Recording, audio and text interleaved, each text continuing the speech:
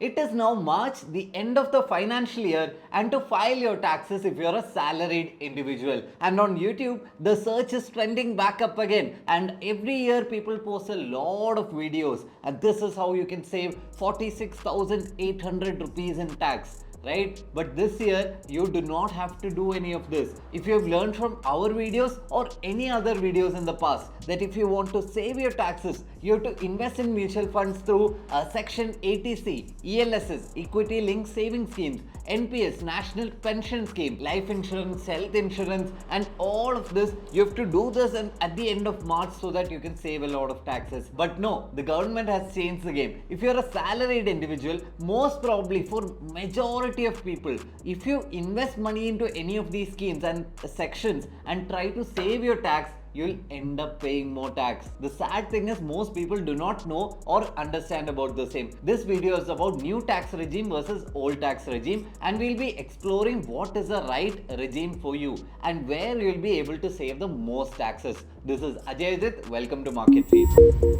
So we'll quickly go through what are these deductions, what are these section 80, C, D, E, and all of them, and why the government introduced them in the first place, and why now you should not invest in them, and how really you can save taxes from this financial year. So yes, till now salaried individuals have been investing in assets like NPS, ELSS, insurance and all of this, and even the sales agents push you to save tax. You have to invest in all of this. That was a pitch all of this time. And why was this done? The government wanted to incentivize and make a habit for the people, right, where they are investing, where they are building a home, and they get deductions on their tax for all of this. That's what the government was trying to do. And the assumption was, after all of this, for the long term, if you're looking at it, your life will be better. And the people understood the same. I'm paying taxes to the government anyway, but if I do these intelligent investments and insurance and all of this, I will start getting tax rebates. Whatever I was owing to the government, I'll start getting a part of it back. A really good deal, right? Government sees a lot of its citizens improving their lifestyle, and the citizens get rewarded for doing so. So yes, some of the major deductions that everyone used to discuss are ATC, where you could invest in ELSS, then NPS, then even home loan principal, term insurance, and all of those, right? And after that, section 80E covered the interest portion of the education loan for 8 years. And after that, section 80D covers up to 75,000 rupees for health insurance for yourself, for your spouse, your kids, and your elderly parents. Section 80E covered education loans, no maximum limits, up to 8 years. Whatever interest payments are coming on your education loans, you could claim that back as well. Section 80E covered home loan interest up to 1.5 lakhs and HRA component. You might have seen even in your salary slip, if you're a salaried individual, you would have the house rent allowance component. That is also considered a very popular deduction. So let us look at whether the new tax regime or the old tax regime is better for you. So to do that, we will come to the official income tax website. It is incometax.gov.in,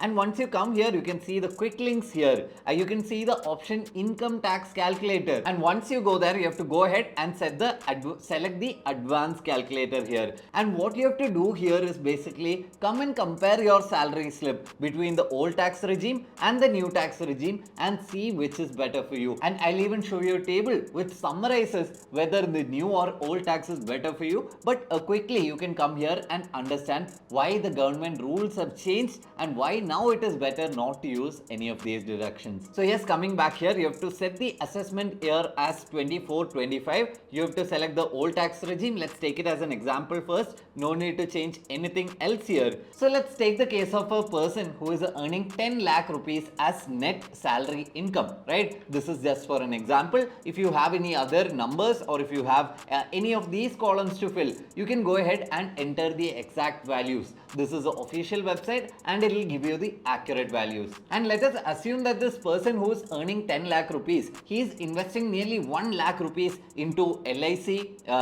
term insurance, his PF account, his repayment of housing loan, his ELSS mutual funds, or any of these, right? Let's assume that he is claiming 1 lakh deduction out of the total 1.5 lakh deduction that is available under the section 80C. Under section 80D, this person can claim up to 75,000 rupees per year on Mediclaim. That is 25,000 for his own family, for his spouse and kids, and 50,000 for his elderly parents who are above 60 years of age. But let's take the realistic case of this person paying nearly 15,000 as yearly premium towards his mediclaim expenses. And he also has a house to his name, and he is claiming a section 80EE, which says that up to 50,000 rupees per year as interest on your home loan it can be claimed. There are a lot of conditions. Earlier it was even up to 1.5 lakhs, but now you can claim only up to 50,000 rupees, and there are conditions that you can see on the screen here. And after doing all of this, which I feel a person earning this amount in a metro city will not be able to do, he will have to pay a total tax on his income after the deductions of up to 72,280 rupees.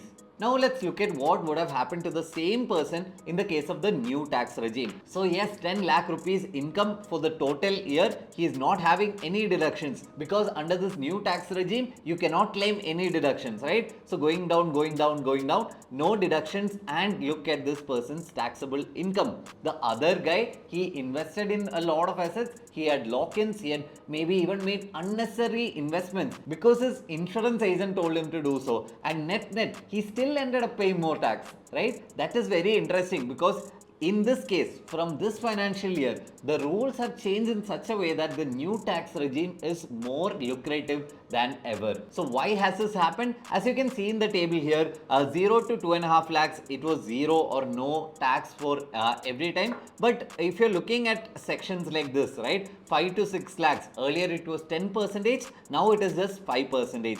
7.5 to 9 lakhs, earlier it was 15%, now it is 10%. And if you're not even talking about the old tax regime, which is at 20%, I'm just comparing the new tax regime from April 1st, 2023. That is all I'm looking at, and it is much more lucrative. And just giving you a summary here on how much deductions you have to claim in order to make the new tax regime less interesting. This is how it will look. So for someone who is earning 7 lakh rupees as gross income, if he has deductions of more than 1.38 lakhs, he can choose the old tax regime, right? And according to this chart, you can see that as the income of the person increases, the deductions also have to increase very much for the old tax regime to make sense. Tell me if this is realistic for you. A person who is earning 8 lakh rupees income, anyway on the new tax regime, he is paying very less tax on that income.